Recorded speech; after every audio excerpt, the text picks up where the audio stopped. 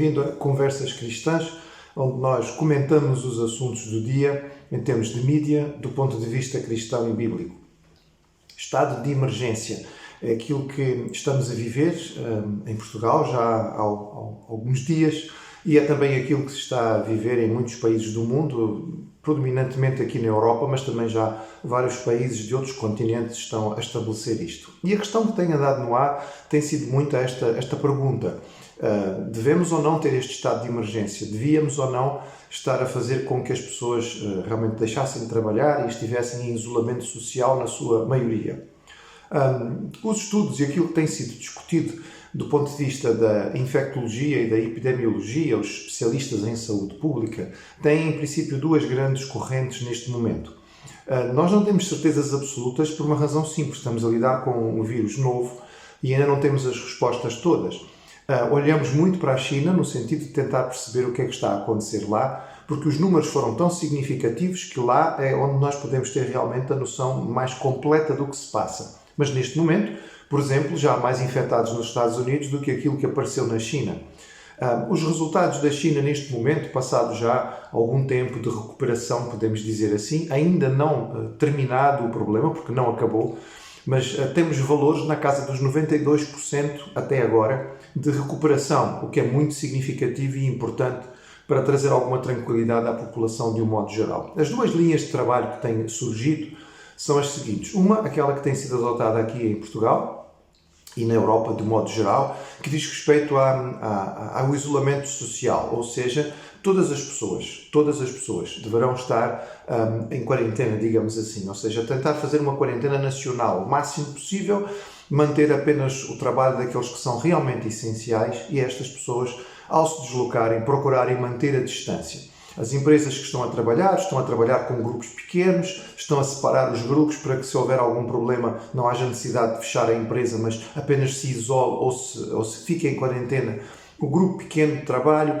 E esta é uma das propostas que aparentemente tem funcionado e é aquela que tem sido seguida em Portugal. Há uma outra que também tem alguma base científica e que os infectologistas em alguns parâmetros têm tentado defender, que seria a ideia de, sabendo que uma parte significativa da população mais jovem não tem tanta dificuldade com este vírus, fazer o isolamento apenas da faixa etária e dos problemas de saúde que são mais graves. Ou seja, isolamento social sim para os idosos e para os doentes, os cardíacos, os diabéticos, os asmáticos, aqueles que têm doença pulmonar obstrutiva crónica, aqueles que têm problemas de saúde que nós sabemos que são graves, os doentes oncológicos que estão a fazer quimioterapia, que têm a sua imunidade mais baixa, estes ficam em isolamento. O resto da população mantém algum cuidado no que diz respeito à possibilidade de transmissão, fazendo os testes para que se possa isolar então aqueles que ficam apenas doentes. Esta foi a proposta inicial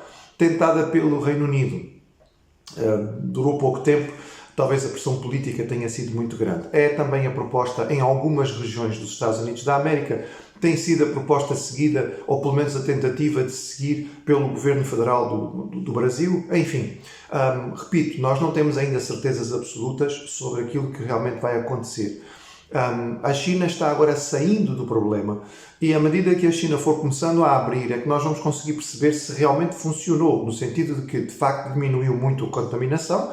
Eles conseguiram de certo modo controlar, neste momento praticamente todos os casos são importados, mas a pergunta é, e agora quando voltarem às ruas o que é que vai acontecer? O que sabemos é que adiar algumas destas decisões muito importantes foi grave e no caso da Itália ficou muito patente que o ter deixado adiar as decisões mais difíceis que representavam um isolamento significativo acabou por contribuir para que nós vejamos hoje esta tragédia que tem acontecido por lá.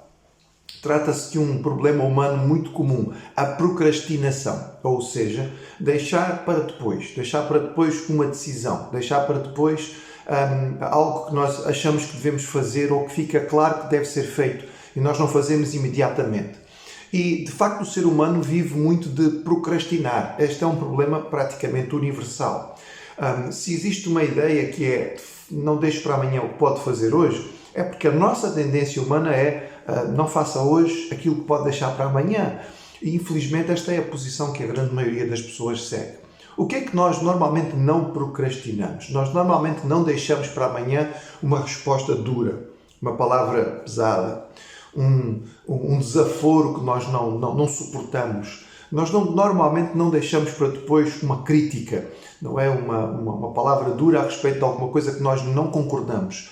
O que nós não deixamos para amanhã é a indulgência pessoal, porque normalmente nós somos muito indulgentes connosco mesmo, então não deixamos para depois, aceitamos as coisas e nós não adiamos aquilo que aparentemente nos é favorável. Infelizmente, procrastinamos muito. Palavras de elogio, por exemplo, muitas vezes temos vontade e acabamos por não dar. O livro de reclamações nas repartições é muito mais usado do que o livro de elogios. Nós não damos palavras de bênção, nós adiamos atos que às vezes vêm à nossa mente e que nós poderíamos fazer e que seriam talvez muito úteis, mas deixamos para depois e eles acabam por ser perdidos. Algumas decisões importantes, sobretudo aquelas que implicam em algum tipo de disciplina para nós deixamos para amanhã. A famosa brincadeira de que a dieta começa sempre amanhã. É interessante que a palavra de Deus, a Bíblia, nos fala sobre este assunto. O Senhor Jesus, a certa altura, conversando com os seus discípulos, junto de uma aldeia samaritana, ele citou aquilo que era um provérbio muito comum daquela época. Faltam 4 meses para a colheita. Este era um dito popular naquele tempo. Era uma maneira de dizer, não tenha pressa, faltam 4 meses para a colheita. Lembra-me um bocadinho aquilo que era uma das nossas afirmações mais comuns nos Açores. Não é para se fazer, é para se ir fazendo. Portanto, não há pressa, vamos deixar para depois. E Jesus contrariou esta posição ao dizer, vocês dizem, faltam 4 meses para a colheita, porém, olhem para os campos, eles estão brancos. A colheita começa agora. Não agir quando é necessário, ou seja, adiar decisões importantes, por vezes acaba por trazer mais dano do que eventualmente fazer algo que não era o ideal para o momento. Eu não estou defendendo que façamos coisas precipitadas, nem que façamos coisas erradas. Eu estou dizendo que muitas vezes nós deixamos para depois aquilo que precisava ser feito naquele momento. Nós procrastinamos em parte porque é-nos mais confortável e em parte porque nós gostamos de controlar os processos. Mas será que nós realmente controlamos? O homem tem uma ansiedade para saber o futuro. E também sobre isto a palavra de Deus diz, foi Jesus que disse aos seus discípulos, não vos convém saber os tempos. Vocês não têm que saber o que é que vai acontecer. Isto não está na vossa mão, o futuro está nas mãos do Pai.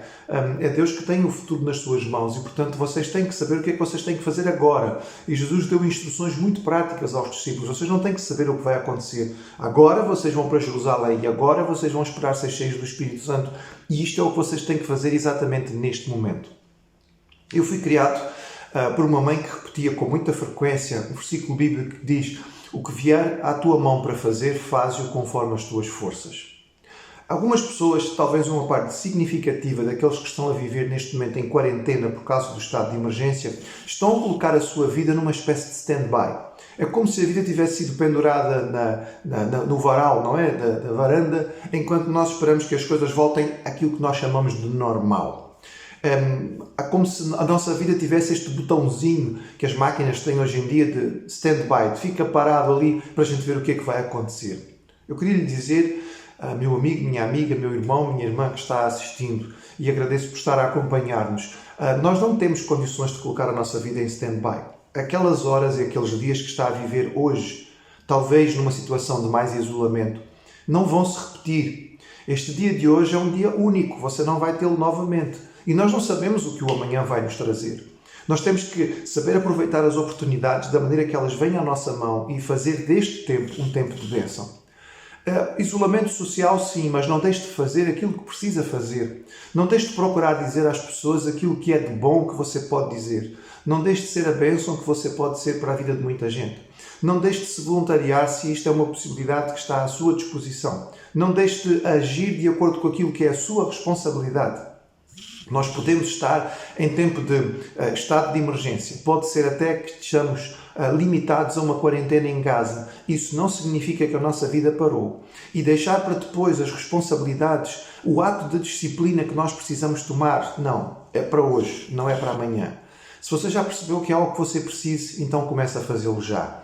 E vai descobrir, afinal, no fim deste tempo de quarentena, que em vez de ser uma coisa complicada, negativa, muito ruim para a sua vida, pode inclusive ter sido uma grande bênção.